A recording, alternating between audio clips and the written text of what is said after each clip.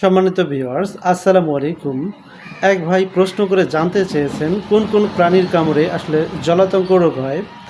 এই বিষয়টি তিনি জানতে চেয়েছেন। আজকের ভিডিওতে আমরা জানব কোন কোন প্রাণীর কামড়ে আমরা জলাতঙ্ক রোগে আক্রান্ত হতে পারি সে সম্পর্কে। তাই পুরো ভিডিওটি আমাদের সাথেই থাকুন। আমাদের সমাজে আমরা বসবাস করি এবং এই প্রাণীগুলোর সাথে আমরা আসলে প্রত্যেকেই পরিচিত, কিন্তু অনেকেই আমরা জানি না।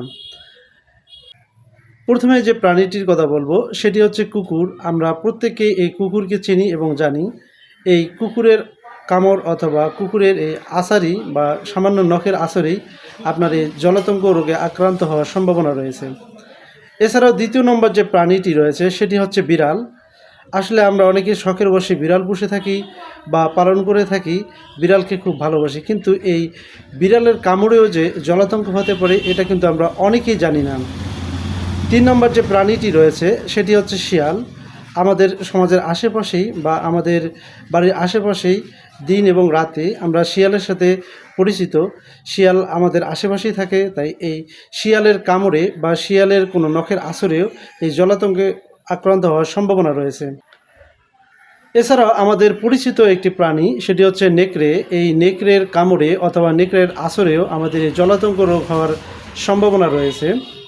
আমাদের সমাজের আশেপাশে আমাদের বাদুড় রয়েছে। এই বাদুড় প্রাণীটির কামড়ে অথবা আছড়েও জলাতঙ্ক রোগ হওয়ার সম্ভাবনা রয়েছে। এছাড়াও আরও বেশ কিছু প্রাণী রয়েছে, যেমন বেজি রয়েছে আমাদের সমাজের বেজি। এই বেজির কামড়েও বা নখের আছড়েও এই জলাতঙ্ক হওয়ার সম্ভাবনা রয়েছে। তাই কুকুর, বেজি, শেয়াল এবং বিড়াল এ ধরনের প্রাণী যদি কামড় দেয়, তাহলে কামড় দেওয়ার সাথে সাথেই যে জায়গাটিতে কামড় দিবে অর্থাৎ আক্রান্ত স্থানটিকে ভালো করে সাবান দিয়ে ২০ মিনিট ধরে বা ১৫ মিনিট ধরে পরিষ্কার করে নিতে হবে এবং সাথে সাথে আশেপাশে মেডিকেলে যেতে হবে এবং ডাক্তারকে অবহিত করতে হবে। এবং এই রোগটি ভ্যাকসিনের মাধ্যমে প্রতিরোধ করা সম্ভব, তবে রোগাক্রান্ত হয়ে গেলে এই রোগ থেকে মুক্ত হওয়া খুবই কঠিন। তাই রোগাক্রান্ত হওয়ার আগে বা আক্রান্ত হওয়ার আগেই এর টিকাটি নিতে হবে। তো সম্মানিত ভিউয়ার্স, আজকের এই ভিডিওটি শুধুমাত্র একটি শিক্ষামূলক ভিডিও। যদি কোনো ব্যক্তি এই ভিডিওটি সম্পর্কে কোনো শিক্ষা পেয়ে থাকেন তাহলে অবশ্যই এই ভিডিওতে একটি লাইক দিন, শেয়ার করুন এবং মেডিসিন সার্ভিস 24 চ্যানেলটিকে সাবস্ক্রাইব করে রাখুন। সো আজকের মতো এখানেই বিদায় নিচ্ছি। দেখা হবে নতুন কোনো ভিডিওতে। আল্লাহ হাফেজ।